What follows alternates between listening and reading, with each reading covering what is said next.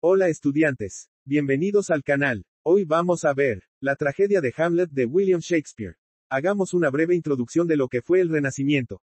Es un período que abarca los siglos XIV o XV al XVI. Se produce una transición entre Edad Media y Renacimiento, no es que una persona se acostaba siendo medieval y se levantaba siendo renacentista. En el arte, el Renacimiento ya empieza a mostrar sus características más tempranamente. En Italia, encontramos al artista Giotto, en el siglo XIII, quien ya muestra un respeto por la escala. En la pintura medieval no existía este respeto ya que el arte iba encaminado a realzar la figura del noble o del santo. Giotto comienza con la utilización del fondo con una función, como escenario de la pintura, aparición de figuras haciendo gestos, respeto también por la perspectiva, ya que hasta ese momento, la pintura medieval era plana, todo visto desde una misma perspectiva, y el equilibrio en las imágenes que se representan. Italia, a diferencia del resto de Europa, estaba formada por ciudades-estados, que competían entre ellas por el poder. También conviven con la antigüedad, entonces los italianos tenían una conciencia de preservar el arte del pasado. Los historiadores plantean que el Renacimiento podría haber comenzado en Florencia, ya que una de sus familias, los Médicis, le dieron un impulso importante al arte. En cuanto a la escuela artística, nace el clasicismo, el cual imita el arte grecolatino. Es un arte equilibrado, con una paleta de colores claras, y escenas sin conflictos. Se desplaza el teocentrismo medieval por el antropocentrismo, ahora, el ser humano es el centro de su propia existencia y su vida ya no gira en torno a Dios. Ahora su destino, depende de sí mismo y de sus acciones. Si bien en la primera etapa de la Edad Media ya se empezaba a establecer la base del humanismo renacentista, con los monasterios que preservaban el arte antiguo y traducían sus obras, es en el Renacimiento donde se desarrolla más plenamente. Nace la idea de un hombre universal, o como se plantea en italiano, un homo universale. Es decir, un ser humano con conocimiento en muchos campos del saber, por ejemplo, Leonardo da Vinci, que además de pintor y escultor, era inventor, ingeniero, arquitecto, estudiaba el cuerpo humano para su arte, etc. De hecho, Da Vinci trabajó para los Médicis en Florencia. El naturalismo, en la Edad Media, la naturaleza estaba asociada al pecado y a los instintos, pero en el Renacimiento, se cambia esa visión por un estudio científico de la naturaleza, alejada de toda esa mentalidad impuesta por la Iglesia. Individualismo. Ahora el ser humano buscaba sobresalir, ser reconocido por sus logros, alejándose de la mentalidad de colmena que dominó buena parte de la Edad Media entre los estamentos bajos de la sociedad. Mecenazgo, los artistas empezaron a conseguir personas con poder y riqueza que les pagaban para crear, lo que podríamos considerar los sponsors actuales, o incluso el Patreon donde las personas pagan para que un youtuber pueda crear contenido. Dominio de la razón. Ahora la humanidad se comienza a dirigir por el conocimiento y el estudio, se van dejando de lado las supersticiones medievales. Relaciones sociales flexibles. Se asciende por esfuerzo personal y riqueza ya no por títulos heredados, y el lugar de nacimiento ya no determina la posición en la sociedad, a diferencia de la Edad Media cuya sociedad era rígida y no se podía ascender desde los estamentos bajos, todo dependía del lugar en la sociedad donde se había nacido. Ascenso de la burguesía. Si la Edad Media fue la época de la nobleza, el Renacimiento será la época de la burguesía. A diferencia de la nobleza que estaba estancada, la burguesía había empezado a amasar poder a través del enriquecimiento de su capital a través de los negocios. Esto lleva a que los monarcas vean más ventajoso aliarse con la burguesía que con la nobleza. Con la caída de Constantinopla, que cae a manos de los turcos otomanos, se cierra el pasaje terrestre de Occidente a Oriente, esto lleva a la burguesía a buscar nuevas rutas de comercio, con esto empiezan las expediciones al oeste y el período de descubrimientos. Con los nuevos territorios descubiertos se comienzan a desarrollar los imperios coloniales, Inglaterra, España, Portugal, Francia, etc. Imprenta de Gutenberg, con este invento, la cultura puede llegar a más gente y de forma masiva. Le quita el monopolio de la traducción de la Biblia a la Iglesia y ahora la gente tenía una Biblia que podía leer y entender y no solo escuchar aquello que la Iglesia traducía y le servía. Martín Lutero fue un teólogo, filósofo y fraile católico que comenzó e impulsó la Reforma protestante en Alemania, viendo la corrupción de la Iglesia católica y cuyas enseñanzas inspiraron la doctrina teológica y cultural denominada luteranismo. Provocando la ruptura de su movimiento con la Iglesia católica, va a desembocar a lo largo de Europa con los enfrentamientos entre católicos y protestantes. Llegando a la Guerra de los 30 años, entre estos dos movimientos. Heliocentrismo de Copérnico. Mientras en la Edad Media, dominaba el geocentrismo de Ptolomeo del siglo II, donde planteaba que la Tierra era el centro del universo, en el Renacimiento, Copérnico presenta un nuevo paradigma, la idea de que es el Sol y no la Tierra el que es el centro del universo y nuestro planeta sería una esfera más que gira en torno a él. Estos son los elementos que empezaron a dominar el período del Renacimiento. Ahora pasaremos a las dos escuelas artísticas que van a desarrollarse una vez que el clasicismo comienza a decaer. Estas son el manierismo y el barroco. Si te está gustando el video, suscríbete al canal. Me estarías ayudando mucho.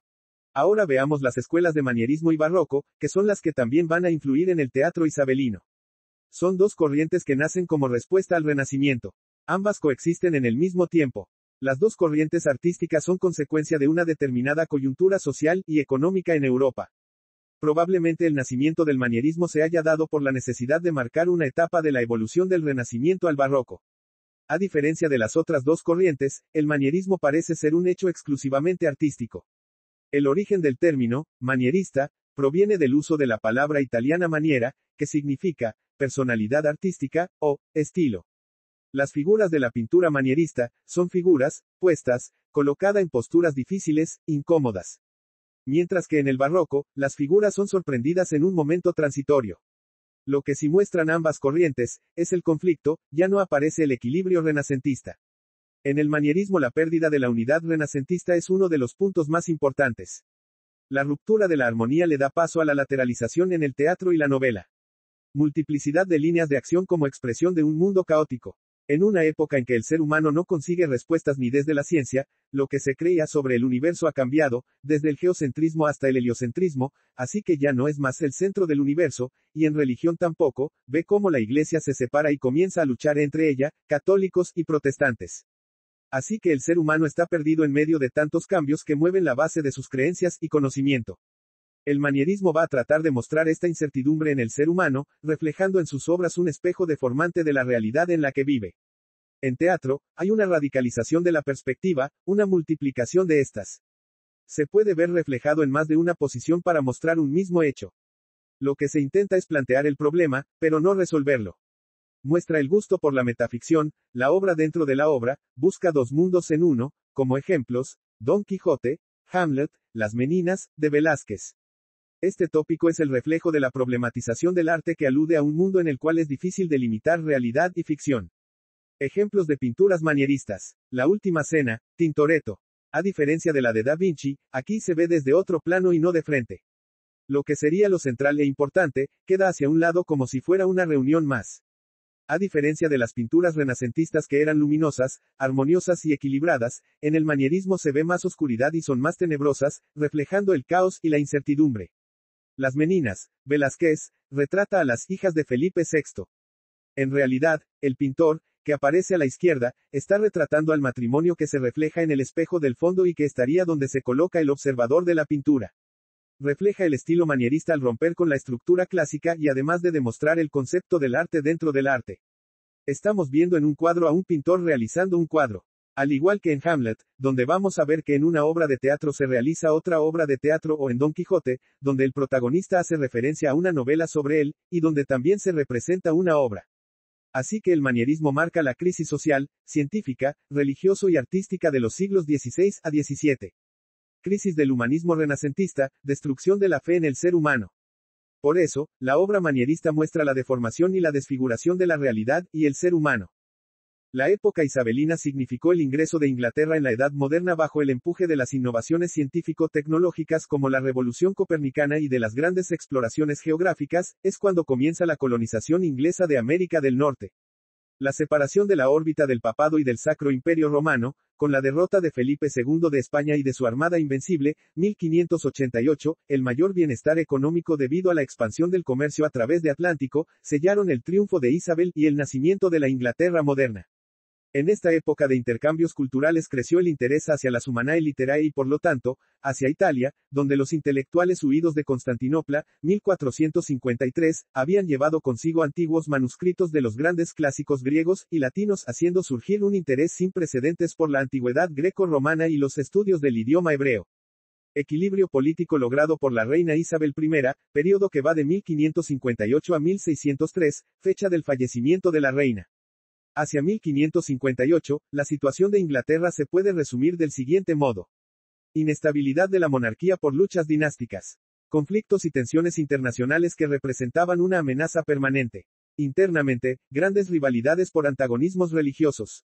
Sublevaciones irlandesas. Hacia 1590 la situación ha cambiado y los signos de tales cambios son: fortalecimiento del espíritu nacionalista, derrota y destrucción de la Armada Invencible española, encauzamiento hacia la uniformidad religiosa, expansión económica y social. En lo cultural, gran actualización del pensamiento y doctrinas artísticas, influjo del humanismo renacentista.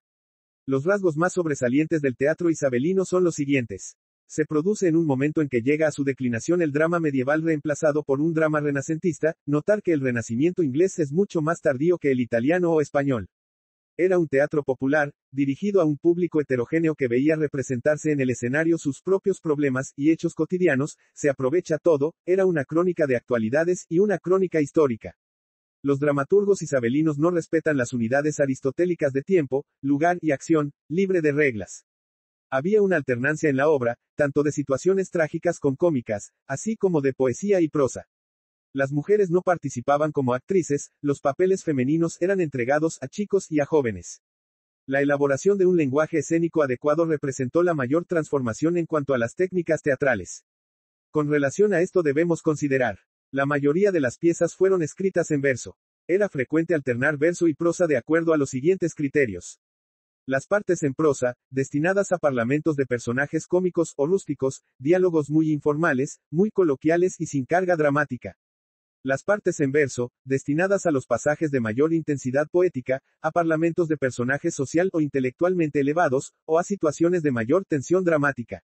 Teatros. Los teatros de la época isabelina eran grandes edificios circulares, al aire libre.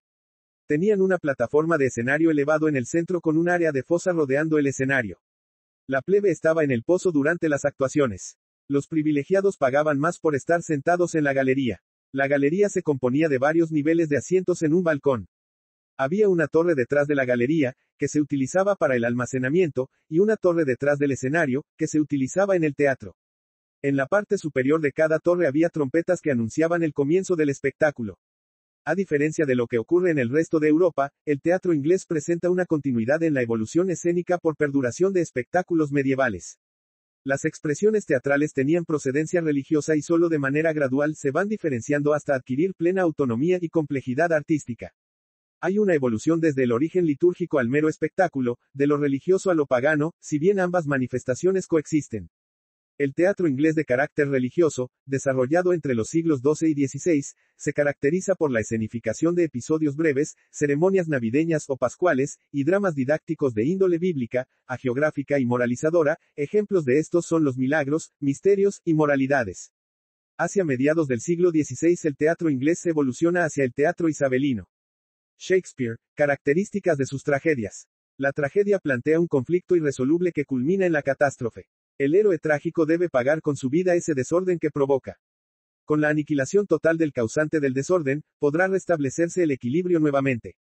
Las tragedias de Shakespeare conciernen siempre a personas de alto rango, a menudo príncipes y reyes.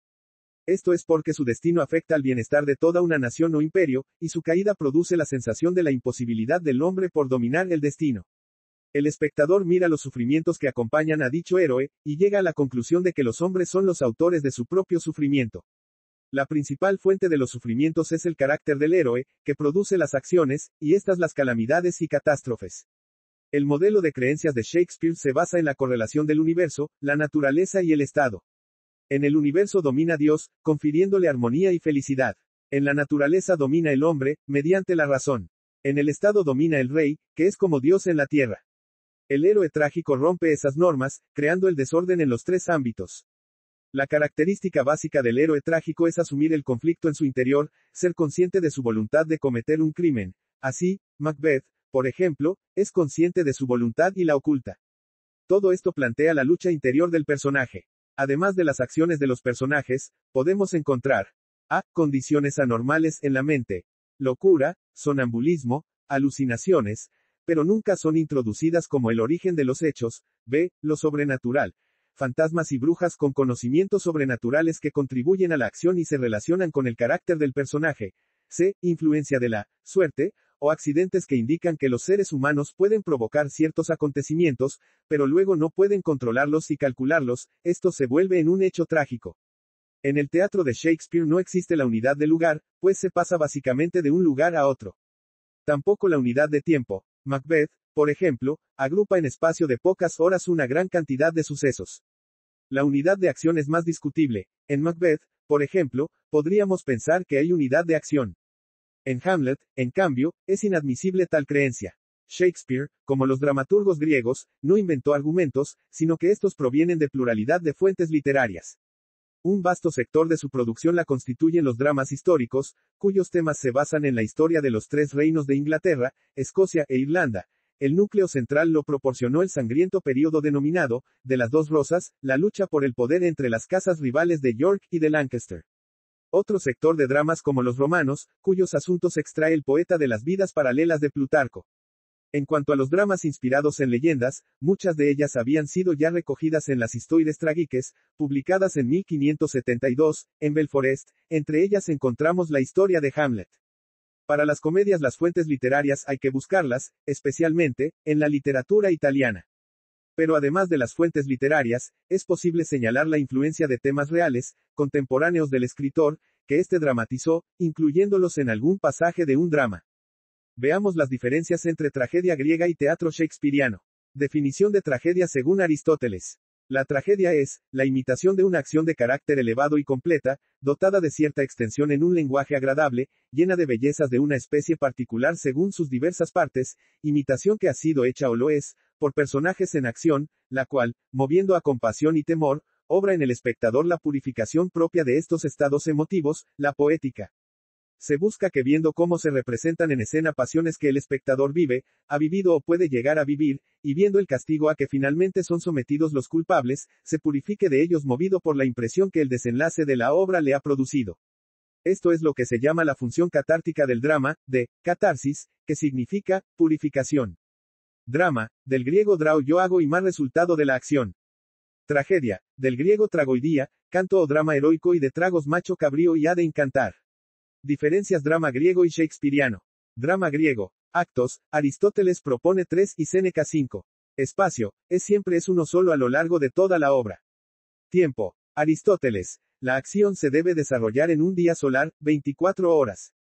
Personajes, basado en personas moralmente superiores y nobles. Lenguaje, solemne, elevado. Drama shakespeariano. Actos, tiene 5 como propone Séneca. Espacio, pueden variar en cada acto.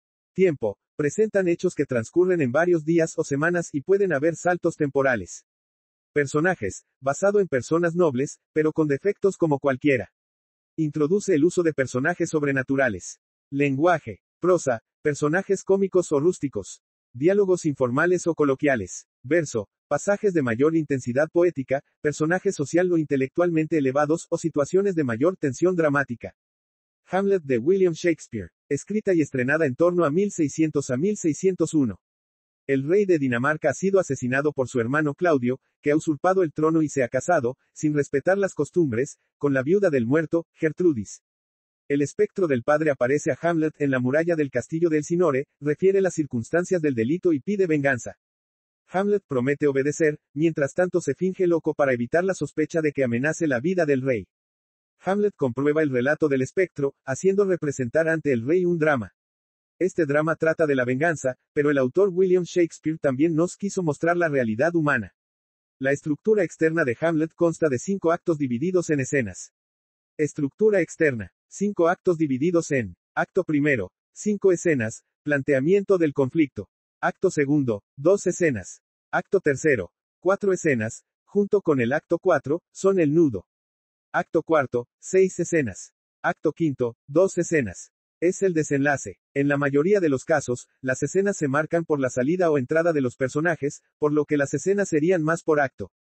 Acto 1. Planteamiento, aparición del espectro del padre y su revelación.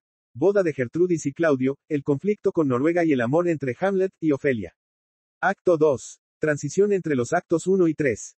El motivo fundamental es la locura fingida de Hamlet. También aparecen los comediantes, cuya representación teatral se desarrollará en el acto siguiente. Acto 3. Clímax dentro del nudo o conflicto. Ante la representación teatral, el rey confirma su culpabilidad, Hamlet mata a Apolonio. Acto 4. Transición hacia el desenlace, presentan las consecuencias de las acciones del clímax, destierro de Hamlet, locura y muerte de Ofelia, furia de Laertes y confabulación con el rey Claudio. Acto 5. Desenlace. Todas las líneas de la acción conducen a la tragedia final, regreso de Hamlet, encuentro con Laertes en el funeral de Ofelia, duelo y veneno, muertes, Laertes, Gertrudis, Claudio y Hamlet, entrada triunfante de Fortinbras. Hasta aquí llegamos a la primera parte de este análisis. Sígueme en la segunda parte, donde veremos los monólogos del protagonista y las escenas que los rodean. Gracias por ver el video. Suscríbete para más análisis e información.